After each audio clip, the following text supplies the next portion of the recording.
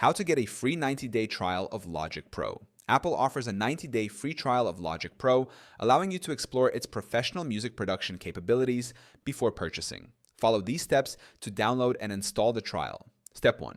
Verify system requirements. Ensure your Mac is running macOS 12.3 or later. Confirm you have at least 6 GB of available storage for the base installation. Site-turn-0 search. For the full sound library, ensure up to 72 GB of free space is available. Site-turn-0 search. Step 2. Download the trial. Visit the Logic Pro free trial page. Click on the Download Now button to initiate the download. Step 3. Install Logic Pro. Once downloaded, open the disk image file. Double-click the installer package to begin the installation.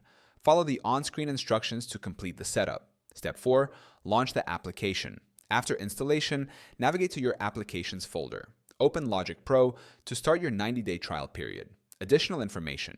If you've previously used an older version of the Logic Pro trial, you can access this latest version for an additional 90 days. All projects created during the trial will be fully functional in the purchased version of Logic Pro.